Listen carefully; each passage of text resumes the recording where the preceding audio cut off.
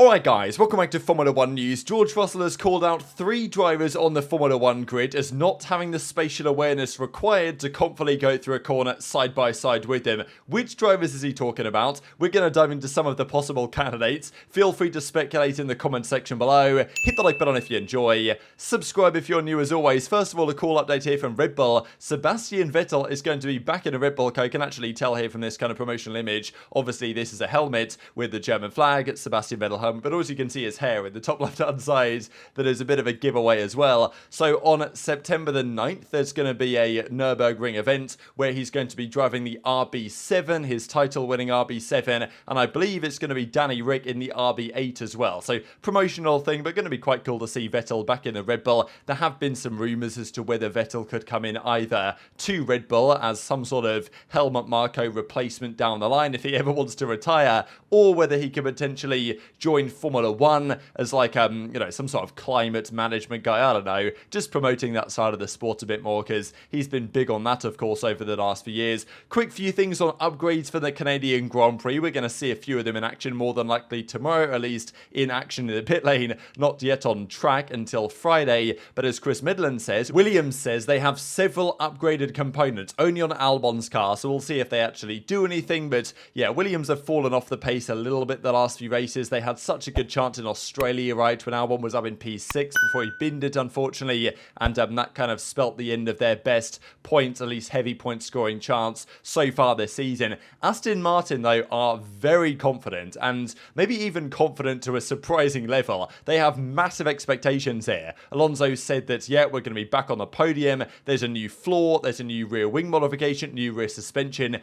This is where we're going to see, is that additional wind tunnel testing time that they have after being at lower place in the championship last year, is it going to reap the rewards? Lawrence Stroll obviously wants a race win at his home Canadian Grand Prix, and he says the following: those are the plans. I'm extremely confident. Hopefully get 2 cars on the podium. I believe the car will be very strong around the Montreal circuit. It suits our car well, so I'm really looking forward to going home and looking forward to a great race. And yeah, he says that the issues they had in Barcelona and the Circuit de Catalunya, I believe we have some solutions to those and further upgrades to bring to Canada. So of all the teams that are going to make some tweaks here, Aston Martin have been the most gung-ho about their potential, and it's going to be interesting to see how they do, because Mercedes, they brought their upgrades in Spain, they worked well, but they're expecting them to not work quite as well here in Canada. Aston Martin's car already should be very good here. So yeah, can they compete with Red Bull? Honestly, who knows? If these upgrades are anything to go by, they're as good as they say,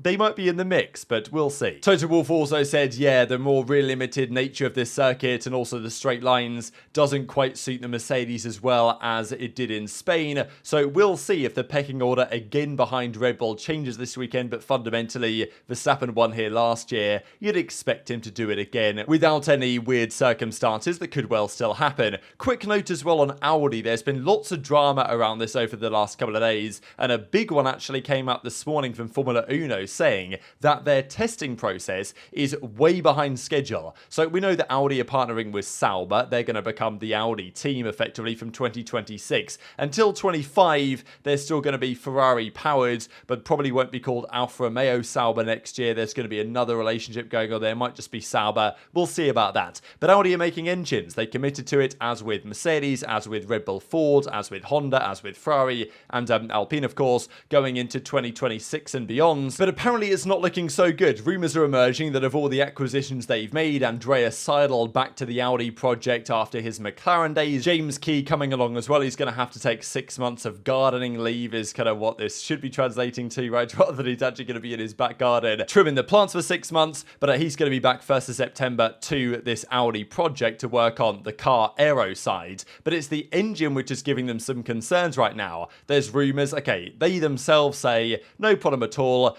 we're unconcerned, and yeah, we're just concepting the new power unit and making it work, because they've got the plans of what the power unit's going to be for 2026. They're working on developing it, but this is the thing, when you're a brand new engine manufacturer, are you going to nail it? Because the other engine manufacturers, they have to work on the 2026 engines and still build the current spec engines. Now, they're not developing the current spec engines any further, but nonetheless, it's still an interesting project for Audi to come in just for 2026, having not built an F1 engine before. So this is the challenge that they are facing, and the rumours say that it's an absolute disaster right now. The project is not to the level of the current request of Formula 1. It's not going to be at that power capability. It might be a McLaren Honda all over again, with a very curious parallel, namely the bankruptcy entry of BMW 18 years ago, and which actually shares interesting similarities. So the rumours say it's a bit of a nightmare right now, and apparently they're about 6 months behind their rivals, as in all the other guys I just mentioned, on engine development. So that's not looking so good. And also, to rub salt in the wounds, Mattia Binotto, I think I mentioned this the other day in the idea that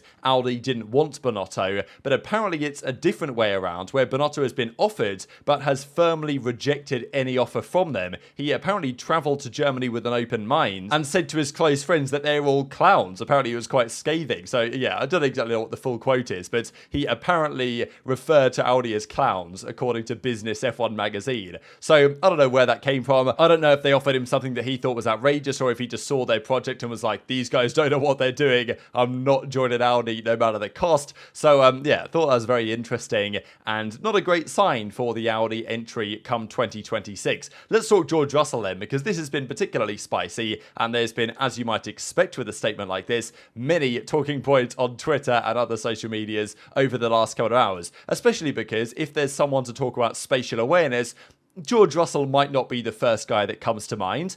He's a solid driver, potentially a future world champion, but he has had his fair few incidents over the last couple of seasons. But this is what he has to say: there are maybe 3 drivers on the grid who you wouldn't feel comfortable going against, i.e. side by side. There's a trust between most of the drivers. I don't think those 3 unnamed racers, that of course he didn't mention, but we can try and figure out, have the spatial awareness of the others. So yeah, he reckons there's 3 drivers on the grid out of the 19 that aren't himself that he wouldn't trust going side by side, or to leave them enough space going through a corner. So here we go. These are the 19 other drivers on the 2023 grid. And look, your first thought might be to look at the rookies, right? And I can understand why. You might look at Logan Sargent. He's had a couple of incidents, like when he shunted De Vries at the end of the Australian Grand Prix. Also, De Vries himself hasn't been anything spectacular, but still, De Vries has got plenty of experience in other racing categories. He might be a bit slow, but you know, is he terrible spatially wheel to wheel? You wouldn't necessarily think so. And Piastri, I imagine Russell rates him quite highly, and he's been good so far this year. So either you're looking at drivers that Russell has had incidents with recently, or you're looking at some of the other potential candidates. And that's where my eyes really go to Lance Stroll, right? I'm sure for many of you that was the first point here, that many of you thought in your mind, okay, driver that lacks spatial awareness, it's got to be Stroll. And I think Stroll's got to be one of those 3, right? You would think. It's not going to be his teammate Hamilton, is it? It's unlikely to be the Ferrari guys. They've got a lot of experience. It's unlikely to be the McLaren guys. I actually think that maybe Zhou, but I think Zhou's actually been very good and has got into very few incidents at all over the last season and a half. Bottas, okay, Russell had this crash with Bottas at Imola, but very experienced racer. It's not going to be Alonso. It's unlikely to be Magnussen and Hülkenberg. Okay, Magnussen, he's had a few incidents, but those are very experienced guys. And then it's probably not going to be Albon or even Tsunoda that Russell gets on with. So, you know, narrows it down, and I'll discuss the Red Bull guys in a second. Stroll is surely one of them, in my opinion, right? He's got to be in the conversation, right? If you're going side by side with Stroll, you never know what's going to happen. The Alpine guys are kind of interesting because Ocon actually has some decent spatial awareness, but he'll just put you in the wall anyway, which maybe would give Russell a bit of a lack of trust to actually go past him. I always feel like when drivers are trying to pass Ocon, it sometimes does get a bit sketchy, especially if it's a teammate or former teammate of Ocon, as we even saw last weekend with the Alonso thing. But you know, and also Gasly, in fairness, in Australia, he came right back across the track and just wiped out his teammate and himself. So, you know, and even Magnussen, in fairness, in Australia as well, just slammed it into the wall for no good reason towards the end of that race. So, you know, people have incidents, right? But which drivers is Russell talking about? And I didn't really mention the Red Bull guys yet, just because if there is a recent incident that Russell has had with any driver, it is with Max Verstappen, right? Back at this incident that we saw in Baku, the sprint race, where they had a bit of a confrontation after he went into the side of, well, he broke his car basically going into turn 2. But I don't really think he's talking about Max here, just because outside of that incident, they've had some good wheel-to-wheel battles over the last couple of years. The Brazilian sprint race last year, and certainly, what was it, Spain actually last year, right, when Verstappen had no DRS Perez, and they had some great battles actually through the first couple of corners, a couple of laps in a row last season, before eventually the DRS started working again and Verstappen had no issues getting through. But if I had to put money on which three, I'm going to say Stroll, I'm going to say Sargent, and then, I don't know, maybe Nick de Vries, maybe that's the three I'm thinking of. I'm not so sure. Intrigued to your thoughts in the comments below. I kind of want to give the Alpine guys the benefit of the doubt here, but who knows what Russell's discussing. But I just think many people are thinking, and I can understand why, that it's a little bit hypocritical maybe coming from Russell of all people to say that these certain drivers don't have good spatial awareness when Russell's had plenty of situations where he's, got into people, had some incidents. I don't personally think that he terrorizes the sport as some people think that he does, but, Sainz last year in Austin, right? Just examples like that. And even the Bottas collision back in Imola a few years ago is still fresh in the memory of many. Just before we close out the video, I wanted to mention some rumours around the Hamilton deal, because apparently it's now been signed, or it's been determined what they're going to do. There's rumours that his intention is to stay with Mercedes beyond his Formula 1 career, and therefore the negotiations are going to take a little bit longer, because they've got to talk about not just driver extension, but then, ambassador beyond his career. But still, what they seem to believe is that it's a 1+1. He might have actually taken a slight drop in his salary, because fundamentally that's what Mercedes will be pushing for, and Hamilton has maybe less leverage now than he has done previously. So still, I'm sure that he doesn't mind being on 35 mil rather than 40 mil, and it's going to be supposedly a 1+1 deal with Hamilton having an option to extend. So we'll see when or if this gets confirmed, but the rumour is that it's now been effectively done going into the Canadian Grand Prix. But very much intrigued to hear your thoughts in the comments below. Hit the like button if you enjoyed, subscribe if you're new, take care, and I'll see you next time.